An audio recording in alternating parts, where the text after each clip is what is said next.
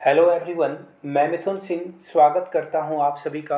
आशा करता हूं आप सभी बहुत अच्छे होंगे। देखिए, भारतीय संविधान की जीके की ये वीडियो रहने वाली है। सारे जो भी गवर्नमेंट एग्ज़ाम होते हैं ना, कम्पिटिटिव एग्ज़ाम, उसमें एक प्रश्न इससे ज़रूर पूछा जाता है, चाहे रेलवे हो, एसएससी हो, कोई भी सरकारी एग्ज़ाम के लिए आप जा रहे हो, स्टेट लेवल का हो या सेंट्रल लेवल का हो, क्वेश्चन तो डेफिनेटली पूछा जाएगा। तो चलिए शुरू करते हैं आज की क्लास को। सबसे पहले आपको मैं बता दूं, इसमें हम लोग 84 एमसीक्यूज़ को डिस्कस करेंगे।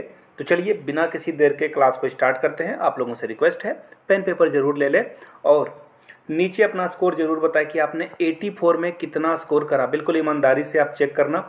अगर आपका स्कोर 50 प्लस है तो आपको इसे दूसरी बार देख लेनी चाहिए, फिर से एक बार देख लेनी चाहिए और क्वेश्चन को तो ज़रूर लिख लीजिए। तो चलिए क्लास को स्टार्ट करते हैं। वेरी फर्स्ट क्वेश्चन आपके सामने ये रहा, संविधान सभा की प्रथम बैठक यानी कि first meeting of constituent assembly कब हुई थी?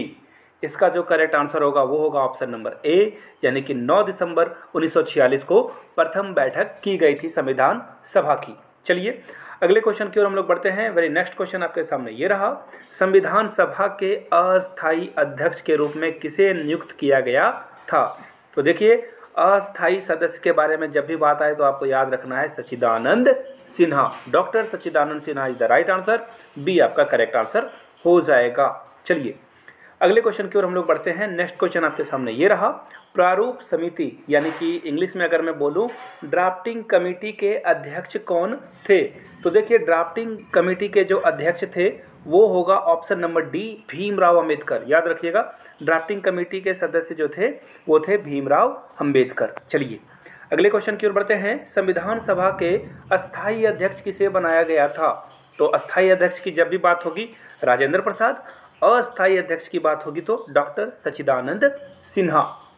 बढ़ेंगे अगले क्वेश्चन की ओर। अगला क्वेश्चन आपके सामने ये रहा, संविधान सभा के अंतिम रूप से संविधान को कब पारित कर दिया गया था? तो बताना है आपको कि ये कब पारित कर दिया गया था। तो इसका जो राइट आंसर होगा वो होगा 26 नवंबर 1949 को।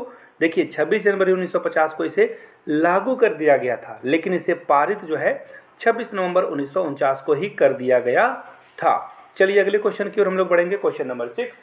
देखिए, जब भी आप इस तरह के वीडियोस को देखते हो तो कोशिश करिए कि आप अपना जो है नेट जो है ऑफ करके डाउनलोड करके देखें ताकि डिस्टरबेंस ना आए। चलिए क्वेश्चन नंबर 6 की ओर बढ़ते हैं। भारतीय संविधान किस दिन से पूर्णतः लागू हो गई थी? अभी मैंने बताया आपको ये 26 जनवरी 1950 को लागू किया गया था। डी इसका करेक्ट आंसर होगा। आगे बढ़ेंगे क्वेश्चन नंबर 7 की ओर। भारत कब गणतंत्र बना? याद रखिए, कब जो है ये रिपब्लिक भारत बन गया, रिपब्लिक भारत। तो इसका जो राइट आंसर होगा वो होगा 26 जनवरी 1950 को संविधान लागू हो गया हमारे देश में और हम लोग रिपब्लिक बन गए। चलिए अगले क्वेश्चन की ओर बढ़ेंगे। भारतीय संविधान के किस भाग को उसकी आत्मा की संज्ञा दी गई है? तो देखिए, याद रखिएगा, इसे जो है इंडियन कॉन्स्टिट्यूएंट का सोल, आत्मा कहा गया है।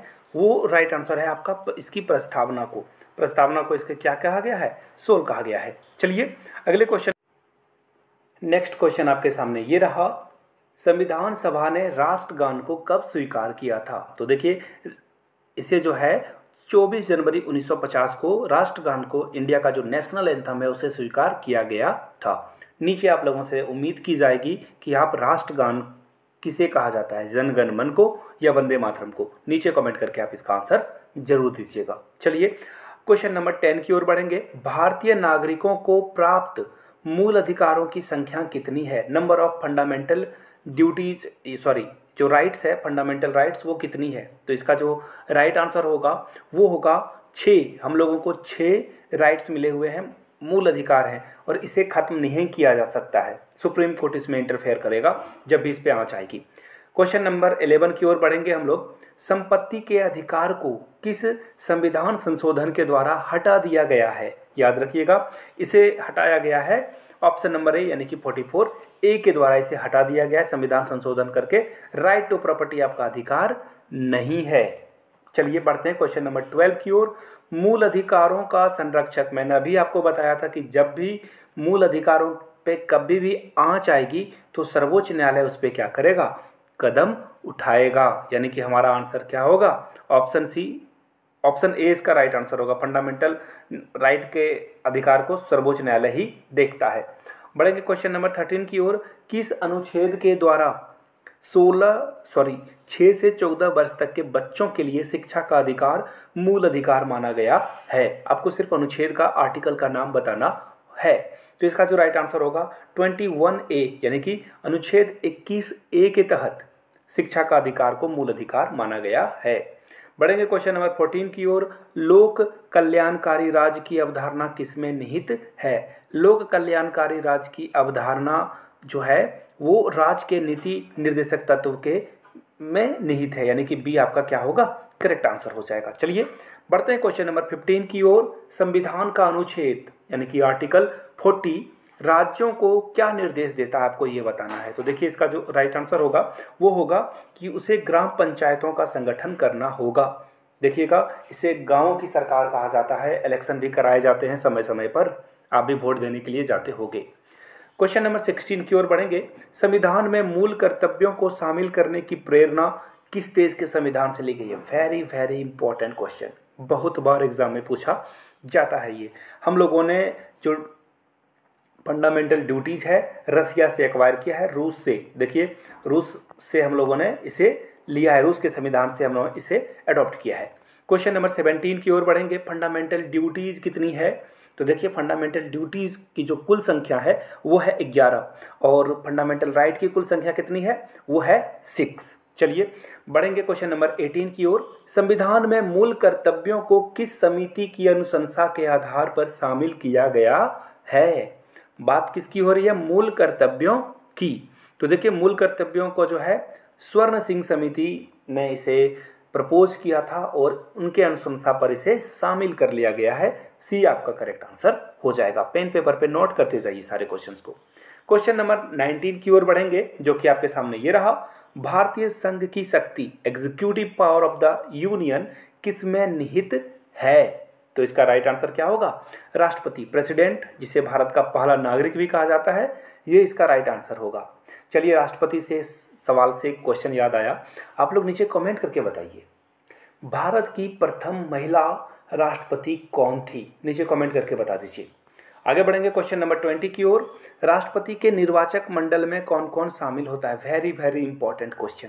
देखिए इसमें आपको संसद के दोनों सदस्य यानी कि लोकसभा, राज्यसभा ये भी शामिल होंगे।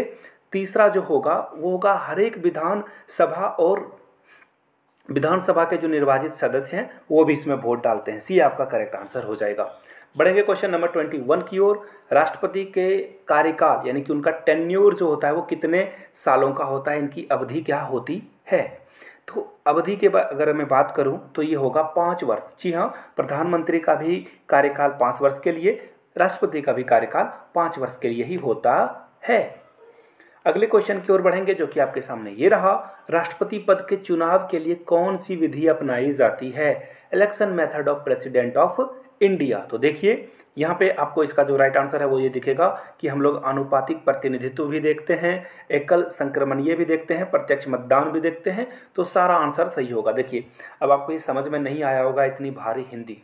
तो एक्चुअली होता क्या है ना कि एमपी का वोट अलग होता है, उसकी कीमत अलग तय की जाती है। एमएलए का वोट अलग होता है। याद रखिएगा ये हर स्टेट और हर जो जिस यूनियन टेरिटरी की में बात की जाए वहाँ पे अलग अलग होता है एक सांसद का मूल्य और एक एमएलए के वोट का मूल्य। याद रखिए ये बिकाऊ नहीं होता बट इसे मेजर करने का एक तरीका है।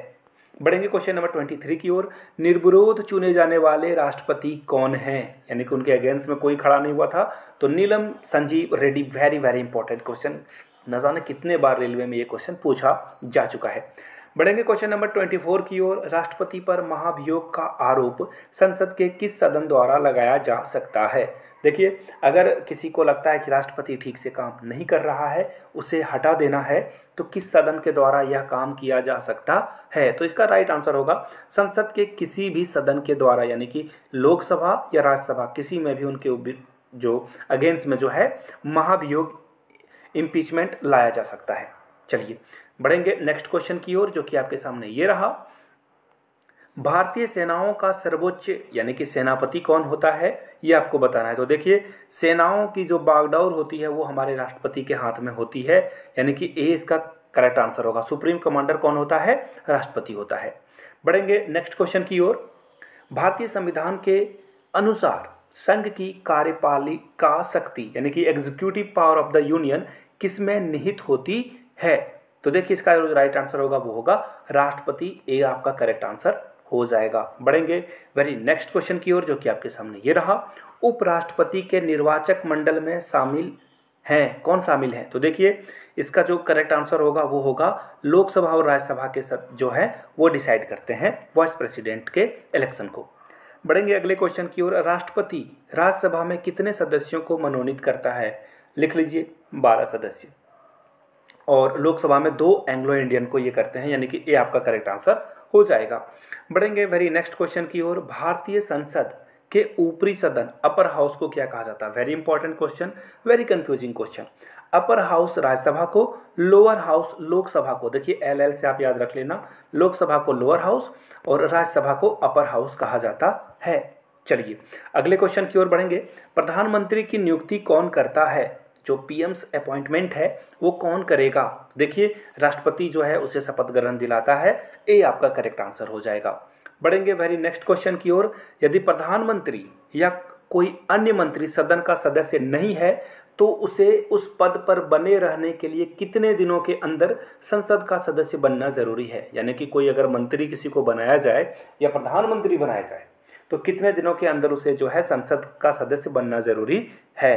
तो इसका जो करेक्ट आंसर होगा दोस्तों वो होगा ऑप्शन नंबर बी, यानी कि 6 महीना के अंदर जो है उन्हें हर हाल में सदस्य बन जाना होगा।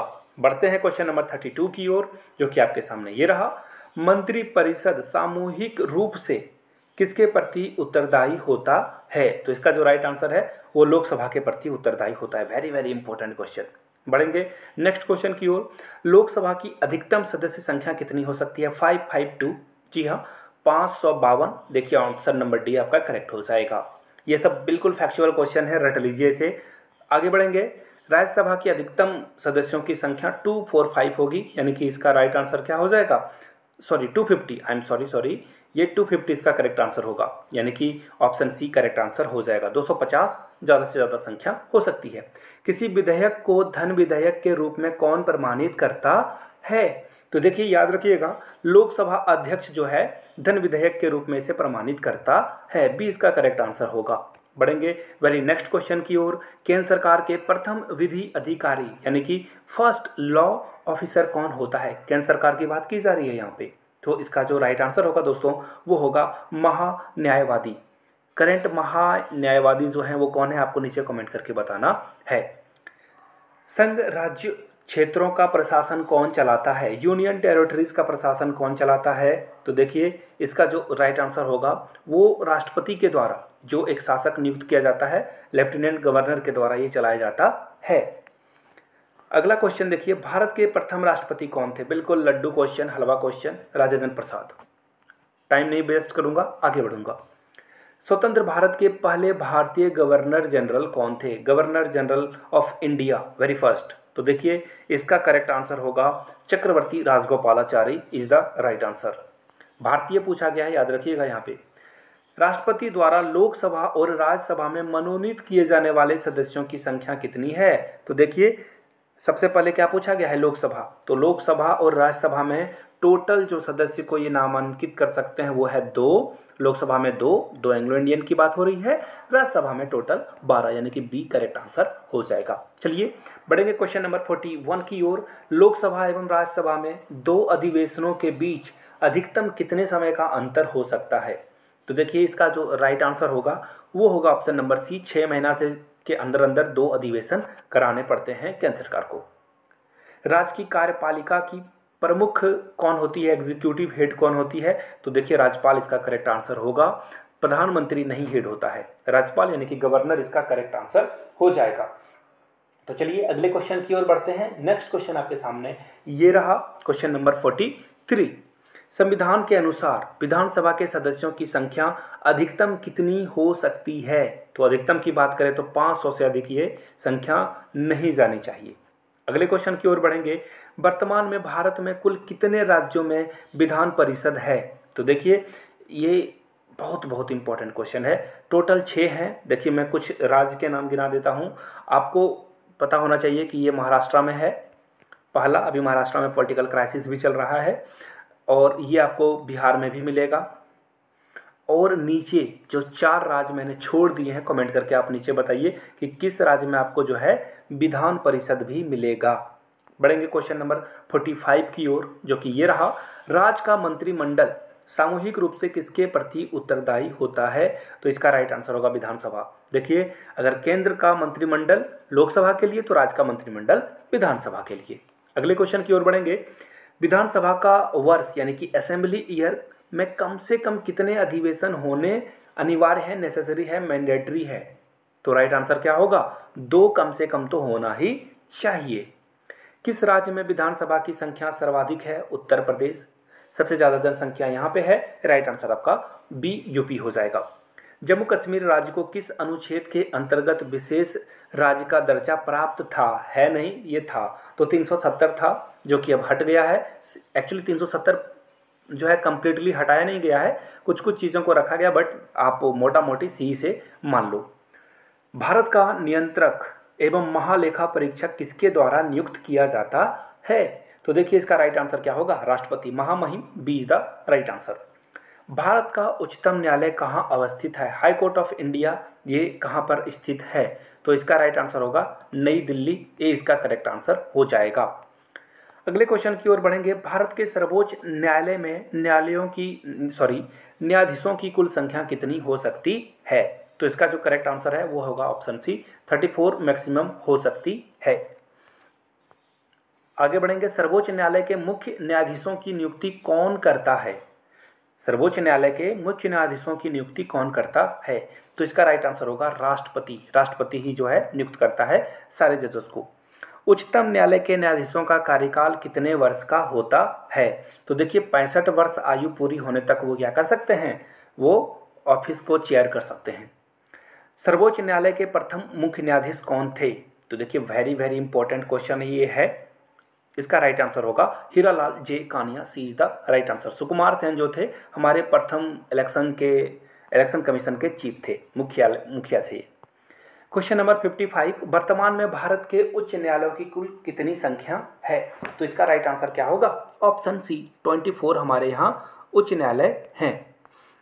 उच्च न्यायालय के मुख्य न्यायाधीश की नियुक्ति कौन करता है? तो इसका राइट आंसर क्या होगा? राष्ट्रपति उच्च न्यायालय के मुख्य न्यायाधीशों की नियुक्ति करता है। उच्च न्यायालय के न्यायाधीशों का कार्यकाल की सीमा क्या है? तो इसका कार्यकाल क्या होगा? अपने 65 वर्ष तक पूरे होने तक वो क्या कर सकते हैं? रह सकते हैं अपने पद पर। किस उच्च न्यायालय की अधिकारिता सर्वाधिक क्षेत्रों पर है? इसका राइट आंसर क्या हो जाएगा? सी, यानी कि गुवाहाटी का हो जाएगा। सी इज द राइट आंसर। बढ़ेंगे वेरी नेक्स्ट क्वेश्चन की ओर, जो कि आपके सामने ये रहा 59। किस उच्च न्यायालय में सर्वाधिक संख्या में न्यायाधीश कार्यरत हैं? तो देखिए इसका भी राइट आंसर क्या हो जाएगा? इलाहाबाद हो जाएगा। B is the right answer. Question number 60 की ओर बढ़ेंगे। संविधान के किस अनुच्छेद के द्वारा राष्ट्रपति को सर्वोच्च न्यायालय से परामर्श मांगने का अधिकार प्राप्त है? राष्ट्रपति जो है सुप्रीम कोर्ट से जो है विचार विमर्श कर सकता है, सलाह ले सकता है किसी भी बिल वगैरह के बारे में। तो आर्टिकल 145 याद रखिएगा, आर्टिकल 145 इसका करेक्ट आंसर हो जाएगा। बढ़ेंगे अगले क्वेश्चन की ओर। किस केंद्र शासित प्रदेश का अपना उच्च न्यायालय है? यूटी के बारे में बात की जा रही है। इसका राइट आंसर होगा कोई नहीं। किसी भी उच्च न्यायालय का अपना उच्च न्यायालय नहीं होता है। डी इसका राइट आंसर हो जाएगा। बढ़ेंगे अगले क्वेश्चन की ओर। राष्ट्रपति राष्ट्रीय आपातकाल की उद्घोषणा यानी कि जो नेशनल इमरजेंसी लगाई जाती है किस परिस्थितियों में कर सकता है? तो देखिए युद्ध अगर हो जाए तो भी कर सकता है, कोई आक्रमण अटैक हो जाए या विद्रोह हो जाए, तो इसका राइट आंसर क्या होगा? ऑप्शन नंबर डी, यानी कि किसी भी इन तीनों हालत में वो कर सकते हैं। भारत में कितनी बार राष्ट्रीय आपातकाल यानी कि नेशनल इमरजेंसी अनाउंसमेंट की गई है। इसका राइट आंसर क्या होगा? ऑप्शन बी, यानी कि टोटल 3 बार घोषणा की जा चुकी है। भारत में राष्ट्रपति किस अनुच्छेद के अंतर्गत देश में राष्ट्रीय आपात की घोषणा करता है? इसका राइट आंसर क्या होगा? अनुच्छेद 352। याद रखिएगा, 352 is correct answer. Question number 65, संविधान के किस अनुच्छेद के आधार पर राज्यों में संवैधानिक तंत्र की विफलता पर राष्ट्रपति शासन लगाया जा सकता है? आर्टिकल 356 याद रखिएगा। आर्टिकल 356 लग गया तो राज्य सरकार जो है जाएगी, गुल हो जाएगी। क्वेश्चन नंबर 67 की ओर बढ़ेंगे, क्योंकि 66 है ही नहीं। संविधान के किस अनुच्छेद के आधार पर देश में वित्तीय आपात लगाया जा सकता है? याद रखिएगा, फाइनेंशियल इमरजेंसी कैसे लगाई जा सकती है? तो जैसे इसे किस आर्टिकल के द्वारा लगाया जा सकता है? 360, यानी कि अनुच्छेद 360 के द्वारा इसे लगाया जा सकता है। संसद द्वारा अनुमोदन के बाद किसी राज्य में राष्ट्रपति शासन एक बार में कितने समय तक के लिए लागू किया जा सकता है? यानी कि फिर से इलेक्शन होना जरूरी है। 6 महीने के अंतर्गत 6 महीना तक ही राष्ट्रपति शासन लगेगा, उसके बाद चुनाव होना जरूरी है।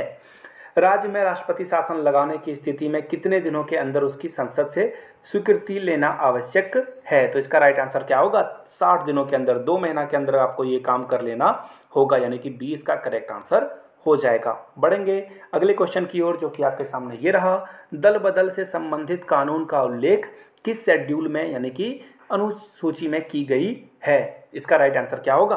ऑप्शन नंबर सी, 10वें अनुसूची में इसके बारे में डिस्कस किया गया है। संविधान द्वारा कुल कितनी भाषाओं को मान्यता प्रदान की गई है? तो याद रखिएगा, वेरी इंपॉर्टेंट क्वेश्चन, टोटल 22 भाषाओं को शामिल किया गया है। बढ़ेंगे क्वेश्चन नंबर 72 की ओर। 73वां संविधान संशोधन किससे संबंधित है? तो याद रखिए, पंचायती राज से ये संबंधित होगा। वित्त आयोग के गठन, यानी कि फाइनेंशियल कमीशन का जो प्रावधान है, किस अनुच्छेद में किया गया है? तो याद रखिए, ये 280 यानी कि अनुच्छेद यानी आर्टिकल 280 में इसका उल्लेख किया गया है। आगे बढ़ेंगे, योजना आयोग के पदेन अध्यक्ष कौन होता है? तो इस क्वेश्चन को आप कर दो इनकरेक्ट, क्योंकि अब नीति आयोग बना दिया गया है। आगे बढ़ेंगे, भारत में प्रथम योजना आयोग का गठन कब किया गया? ये क्वेश्चन पूछा जा सकता है, वेरी इंपॉर्टेंट है। ये होगा 15 मार्च 1950 को। राष्ट्रीय विकास परिषद की स्थापना कब की गई है? इसका राइट आंसर क्या होगा? Option number B, 1952। भाषा के आधार पर गठित राज्य का पहला राज्य का नाम क्या है? तो देखिए, ये राज्य का नाम है आंध्र प्रदेश। तमिलनाडु से अलग होकर ये बना था। तमिल तेलुगु अलग अलग भाषाएं हैं, जिसके कारण आंध्र प्रदेश का निर्माण किया गया था। बलवंत राय मेहता समिति का गठन किया गया था। क्यों गठित किया गया था बलवंत राय मेहता कमेटी? तो देखिए, पंचायती राज व्यवस्था को सुधारने के लिए किया गया था। भारत में सर्वप्रथम 2 अक्टूबर 1959 को पंचायती चुनाव किया गया है। यह कहाँ से शुरू हुआ था? राज्य व्यवस्था का शुभारंभ कहाँ से किया गया था? तो इसका राइट आंसर क्या होगा? नागौर से, राजस्थान से इसकी शुरुआत की गई थी। क्वेश्चन नंबर 80, स्वतंत्र भारत में प्रथम निर्वाचन आयुक्त कौन थे? तो मैंने बताया था आपको, सुकुमार सेन इसका करेक्ट आंसर होगा। आगे बढ़ेंगे अगले क्वेश्चन की ओर। पहले वित्त आयोग का गठन 1961 में किया गया। इसके अध्यक्ष का नाम आपको बताना है। तो इसका आंसर क्या होगा? केसी नियोग। केसी नियोग इसका राइट आंसर होगा, यानी कि ऑप्शन ए के साथ आपको जाना था।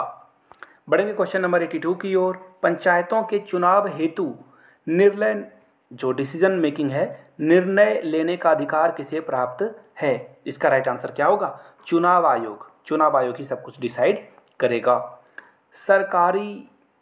सरकारिया आयोग है, इसका संबंध किससे है? आपको बताना है। तो केंद्र और राज्य के संबंधों से इसका संबंध है। एक करेक्ट आंसर होगा। आखिरी क्वेश्चन की ओर बढ़ेंगे, और ये क्वेश्चन मैं आपको नहीं पूछूंगा। राइट टू इंफॉर्मेशन आरटीआई के बारे में है। यह कब पारित किया गया था? ये क्वेश्चन आप नीचे कमेंट बॉक्स में इसका आंसर दोगे। फिर से याद दिला दूं, वीडियो को लाइक ज़रूर कर दें।